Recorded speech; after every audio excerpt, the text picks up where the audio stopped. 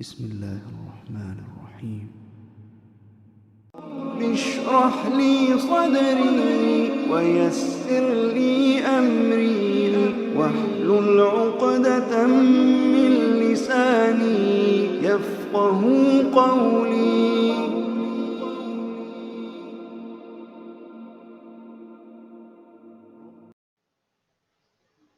Assalamualaikum warahmatullahi wabarakatuh. Jadi hari ini kita sampai ke bahagian seterusnya untuk bab 2 matematik tingkatan 4 di bawah tajuk asas nombor. Jadi hari ini kita nak tengok macam mana nak membuat pengiraan yang melibatkan operasi tambah dan tolak bagi nombor dalam pelbagai asas. Jadi nombor dalam asas ni sebenarnya kita boleh tambah atau tolak. Okey, ada cara dia macam mana nak tambah atau tolak. Okey, operasi tambah dan operasi tolak dalam asas nombor boleh dijalankan dengan dua kaedah. Ada dua kaedah. Kaedah pertama ialah kaedah bentuk lazim.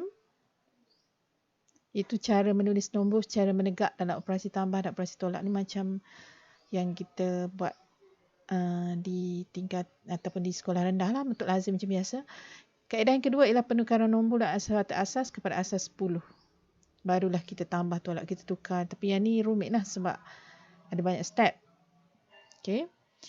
Jadi untuk bentuk lazim, cara dia yang pertama, tambah digit yang diberikan bermula dari kanan ke kiri.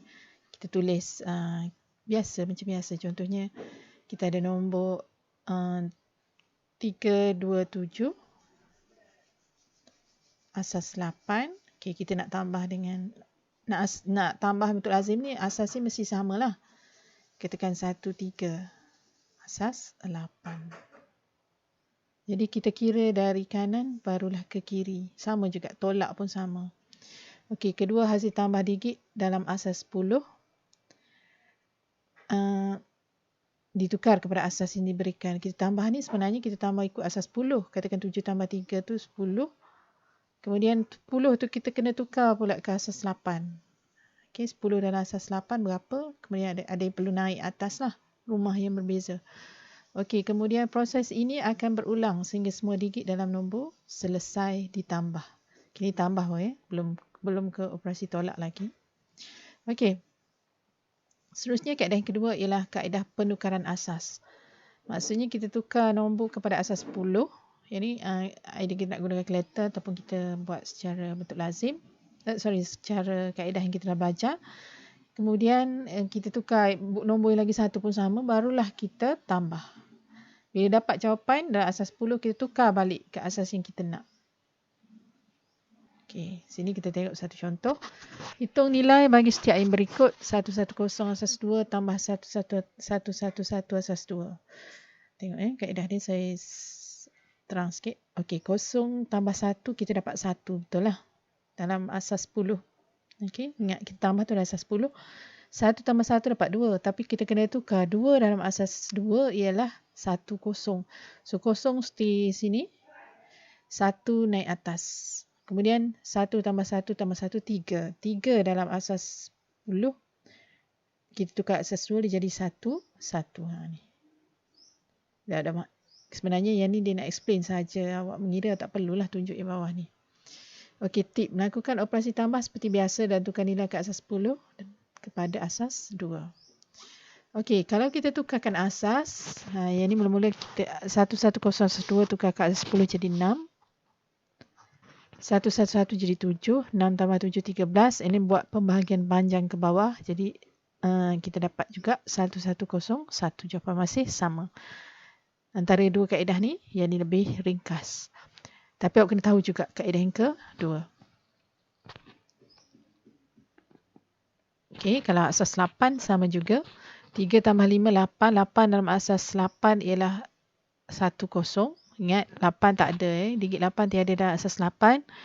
Okey, yang ni 15. 15 dalam asas 8 ialah 17 dan seterusnya kita dapat 1070. Okey, yang ni pun sama. Tukar daripada asas 8 ke asas 10. 8 ke 10. Tambah biasa. Kemudian bahagi panjang ke bawah dapat 1070. Jawapan sama. Okey, kalau asas 9 sama juga. 7 tambah 5, 14. 14 tukar ke asas, Bukan 14, 12. 12 tukar ke asas 9, dia jadi 1, 3. So, 3 setir bawah, 1 naik atas. Dan proses berulang. Okey, ni awak boleh tengok notes ni. Okey, kalau tukar asas, 1837 tukar ke asas 10, 1411. Okey, ni 626 tambah 2037, 2037 bahagi panjang ke bawah. Dapat 2713. Okey, macam mana dengan operasi tolak? Tolak digit yang dia ada dua juga kaedah untuk lazim dan penukaran asas. Tolak digit yang diberikan bermula dari kanan ke kiri. Sama juga digit hasil tolak ditulis di ruangan jawapan. Hasil tolak sentiasa tidak melebihi asasnya. Dan nilai bersamaan dengan asas 10. Proses ini berulang sehingga semua digit dalam nombor selesai ditolak. Cuma kena ingat bentuk lazim ni. Kalau kita belajar darjah 1 dulu, dia ada pinjam-pinjam. Bila tak boleh tolak, kita kena pinjam. Yang pinjam tu kita kena tahu kita pinjam berapa. Okay, berapa jadi dekat rumah yang sepatutnya tu. Okey, kaedah yang kedua, penukaran asas. Penukaran asas ni sama macam tadi lah. Cuma beza dia, operasi dia tolak. Tukar nombor kepada asas 10 dan lakukan operasi tolak asas 10 macam biasa. Tukar semula jawapan ke asas dalam soalan. Kita guna pembahagian berulang ke bawah. Okey, ni saya nak explain satu contoh sahaja. Cukup rasanya. Tapi kena dengar betul-betul. Okey, soalan ni 4005, asas 6 tolak 325, asas 6. Okey, kalau kita nak buat bentuk lazim, macam ni cara dia. 5 tolak 5, kosong. Standard lah. Kosong tolak 2 tak boleh. So, kita kena pinjam sini. Sini tak diisi. So, kita pinjam rumah seterusnya. 4 potong jadi 3, ni biasa. Bila kita pinjam ni, dia jadi 6. Dia ikut asas. Sebab tu masa darjah 1 kita belajar. Kita pinjam jadi 10 sebab tu nombor asas 10. Yang ni sebab nombor asas 6 jadi yang kita pinjam tu 6. Sebab kita nak lompat ke rumah yang seterusnya jadi kita kena potong jadi 5. Yang ni jadi 6. So 6 tolak 2, 4. 5 tolak 3, 2. 3 tolak 0, 3. Faham?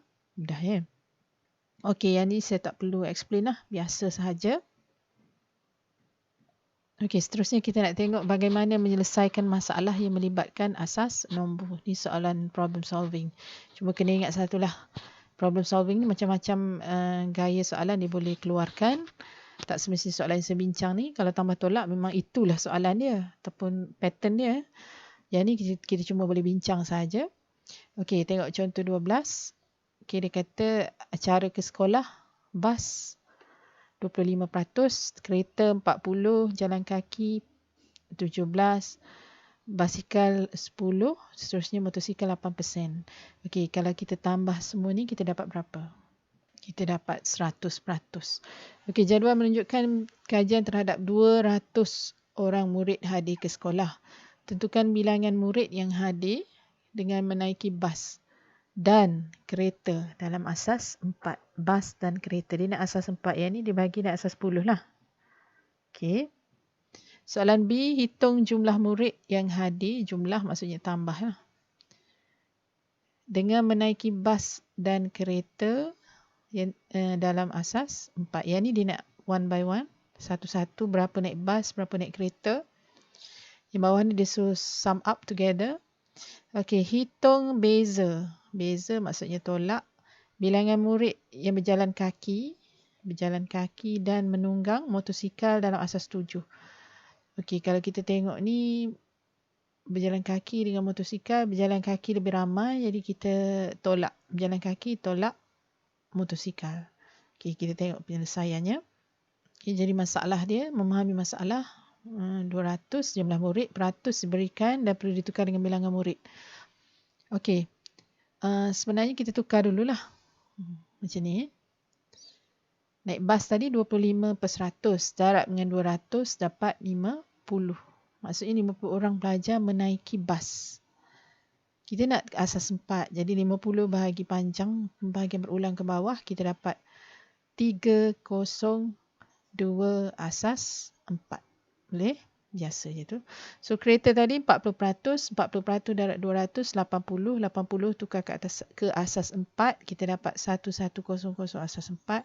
Kemudian soalan B dia nak jumlah. Jumlah kita tambah ya. 0 tambah 2, 2. 0. 1 tambah 3, 4. Ingat, 4 tak boleh dalam asas 4. So, dia jadi 1, 0. 1 lah. Sini dia tak tunjuk Kemudian 1 tambah 1, 2. So, jawapan dia 2002. Untuk soalan C, dia nak beza kan. Beza yang naik, yang jalan kaki dengan yang naik basikal kan. Okey, this one jalan kaki. Yang ni naik basikal. Okey, sorry. Menunggang motosikal.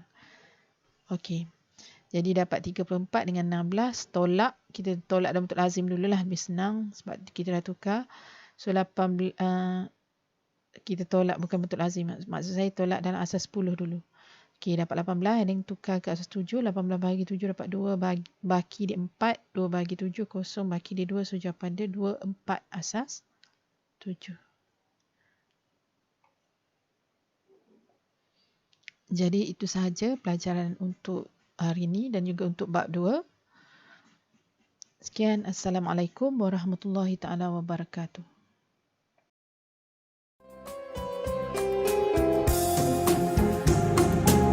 يا حبيبي يا محمد يا طبيبي يا ممجد أنت ذو الفضل المؤيد جل من صلى عليك